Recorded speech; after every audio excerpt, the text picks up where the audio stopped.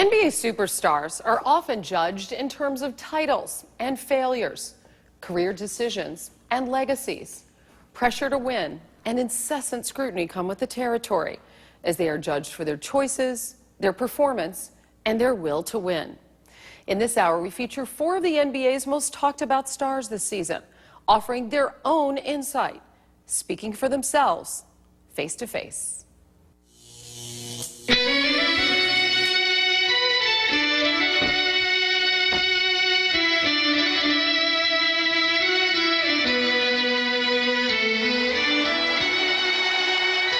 Outside the arc, dribbling. Kobe forced it. Oh! He made it! He threw it in! What a shot! Bounces back up top turf. Alley-oop to Howard. Caught it and dunked it down. Oh, and caught it behind him. Slam Durant on a feed from Westbrook from out front. Picture this, we going all in, going face to face. It's time for ballin'. We all in the right place. You paint my destiny. You know what it is, right? It's like my future is now. I see it in sight. It's a rhythm, and you can feel it. It's just such a beautiful sport. I didn't think I would be here. I'm glad I took that road. It was tough at times. There was times I wanted to quit. Every time I turn on the TV, it's something. Dwight's this way, Dwight's that way, and I'm like, hold up, you don't even know me. To win a championship is always pressure, but it was one of the reasons why I came to New York. We going all in, going face to face. It's time for ballin'. We all in the right place. You paint my destiny. You know what it is, right? It's like my future is now. I see it in sight. Bryant dribbling. Has to put it up with the buzzer. Banks it in! He banks in the three! One of the greatest players in NBA history, Kobe Bryant is a 5-time NBA champ, 14-time All-Star, and veteran of over 1,300 NBA games. Growing up a Lakers fan, young Kobe watched his heroes bring Showtime to the fabulous Forum. And just a few years later, he found himself beginning a Hall of Fame career on that very same hardwood. We took Kobe back to the early years, before the accolades and championships, to the Forum, where it all began.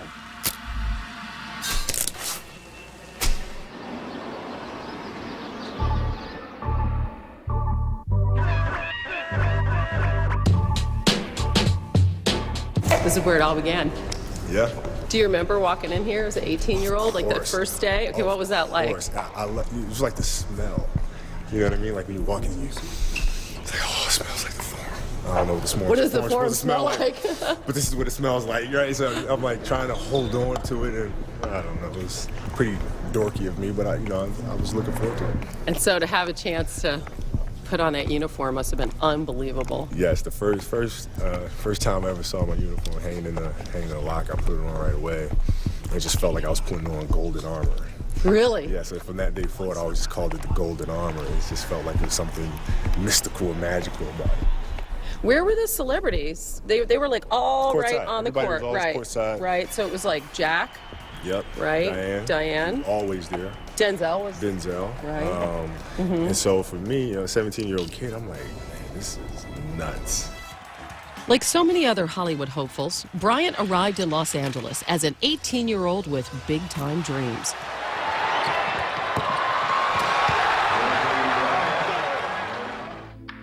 Dreams forged on the blacktop courts of Philadelphia, where growing up as the son of local NBA legend Joe Jellybean Bryant guaranteed Kobe no preferential treatment during pickup games.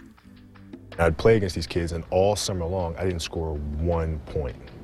Not 1 point. And I'm like getting crushed out here, you know what I mean? And it's embarrassing for my father, because my father was like a Philly legend. And at the end of the summer, I'm in my grandmother's house, and I'm walking, and I'm like in tears, and my father goes, you know what, son? I don't care if you score 0, score 60. I love you anyway. And, I remember that. And, it had a deep impact on me, and I was like, it made me feel really good, made me feel secure. And then at the same time, it also pushed that button in me where I was just like, you know what?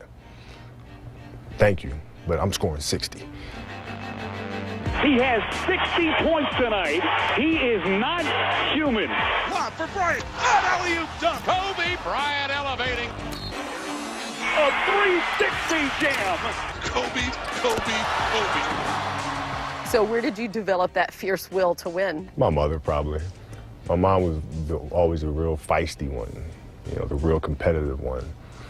And my father, was always kind of the happy-go-lucky one that was out there just playing, having fun, still competitive, but, my mom was the real temper. A veteran of nearly 60,000 minutes of NBA basketball, Bryant has learned to maintain his level of play through a multitude of injuries and ailments. How have you played through the injuries that you've played through? I just ignore them. I mean, there's going to be times where you face situations where they just seem insurmountable. Where you have injuries that I have no idea I'm going to play with this thing. I have no idea how we're going to beat this team. And you have to somehow figure out a way to make it happen. How do you feel about pain? Oh, man. Yeah, there's some level you come to accept it. Mm-hmm. And it even becomes enjoyable sometimes. In what way? It's just another challenge. It's just another challenge. And a lot of times I'd rather, for big games, I'd rather be injured or sick. Why is that? Because it slows the game down. You don't try to do too much. You just try to keep things extremely simple. And when you're sick sometimes, when you're injured, you're forced to do that as opposed to being extremely healthy and feeling fresh. And now you want to do this and you want to do that and you want to, it just kind of slows the game down sometimes. So the struggle is okay. Oh, I love it. Mm-hmm. Yeah. You played that whole season with the finger, torn tendon. Yeah. And went back and had to actually relearn how to shoot. Yeah, I had to learn how to shoot the ball over again. I mean, you've been known to take, 100,000 shots in the course of a summer? Yeah. I take a lot of shots. That's a pretty crazy work ethic. Well, but it doesn't seem like it's work to me because I truly love what I'm doing. It wasn't until I became older that I realized that I'm actually working hard. And when other players started looking at me like I was crazy, it was like, oh, wait, you guys don't do this? But they don't love the game like I do. Like, this is fun to me. It's not like, oh, I gotta go work out. It's like, I gotta go work out. It's fun. How do you see the game differently? I genuinely love it. I love everything about it. The ups, the downs, it's the challenge of it. It's just such a beautiful sport. And it's in rhythm. And you can feel it. You can feel the energy. That's pure beauty, and it's just pure energy. And it's tough to really figure out how to make that happen. But when that happens, it's amazing. Kobe Bryant has spent half his life living in a city known for its glamorous personalities and over-the-top excess. But just miles from the glitz of Beverly Hills and mere blocks from the Staples Center live some of Los Angeles' estimated 51,000 homeless, a segment of his community that Bryant is committed to helping through his charitable foundation. For our youth to be out there stranded in the street, feeling like there's nobody else that can support them or help them or give them guidance to be able to follow or achieve their dreams is weak. It's weak. And it's a problem that we can address. It's something that we can solve, and we're going to go after, and we're going to solve it. So after home games, you've gotten in the car, you've driven by Skid Row. Mm-hmm. Tell me some of the things that you've seen. Oh, I've seen kids that seem to be no more than 10 or 11 years old by themselves, just laying on the street, cuddling next to each other on the pavement, trying to keep warm. It's a crazy way to live. We can't just sit back and just let that go. And do you think here I am, a multi-millionaire, and I'm playing basketball in this beautiful arena, and we're literally right next to where this is happening? Yeah, I mean, not only that, I'm thinking, I just left this arena, and there's all of these celebrities, and these seats cost $1,500, and then all of these people who have all this money in this place, and a couple blocks up, you have the situations that is diametrically opposed to the scene inside of Staples Center. But everybody inside of this arena, if everybody pitched in just a little bit, would make a huge difference. Huge difference. Tackling the homeless issue in Los Angeles is a sign of the ongoing maturation of Bryant that began 16 years ago when he first arrived in LA. As an 18-year-old kid, what were you like? Stubborn, extremely competitive. and, you know, thought I knew it all, just like any other 18-year-old.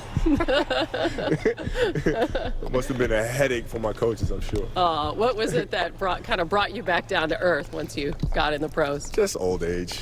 Yeah. Just old age. You know, the older you get. And then, you know, what's funny is what starts happening is that, you know, you start having younger players come to the team. Right.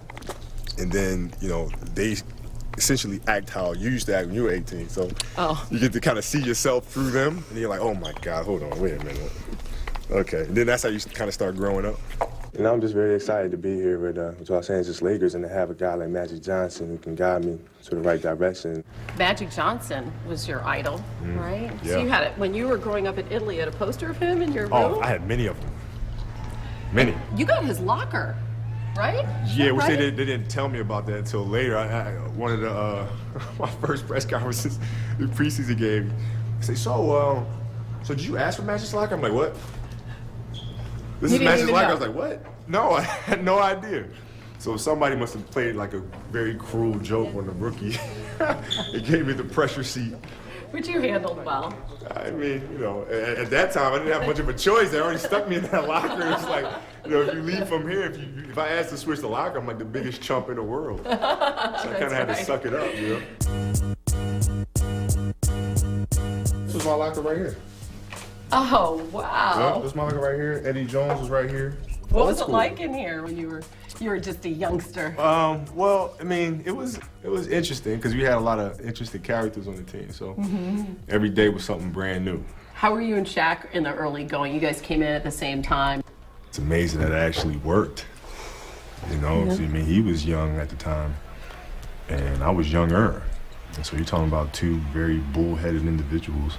And I think Phil's magic was being able to get us to move in the same direction. And us as well, being able to put our differences aside and say, let's get this thing done.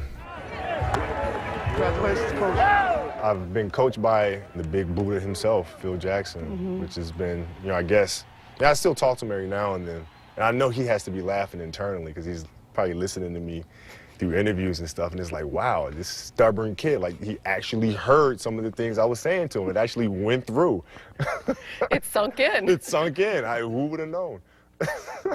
It's like raising a teenager. Exactly. That's what he was, essentially, that's what he was doing, really, is, you know, raising this, trying to tame this horse. So you feel those voices like back in your head now? Yeah, sometimes I say things, you know, I step back, I'm like, wow, that sounds like Phil.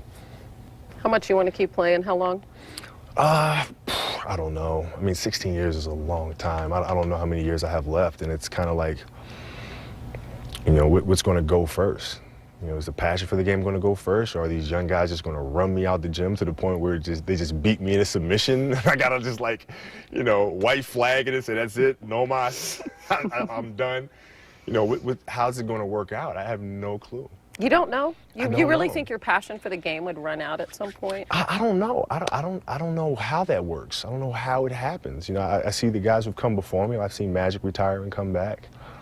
You know, I've seen Michael retire and come back several times, and it's like, well, why does that happen? And, you know, I remember being in the locker room and telling our old trainer, Chip Schaefer, was like, dude, once I hang it up, that's it. I am gone. I'm never coming back to play basketball. Once I retire, that's it. And he just looks at me and goes, you know what, young fella, I remember a player I had in Chicago saying the exact same thing to me, and he came back twice. So I was like, damn.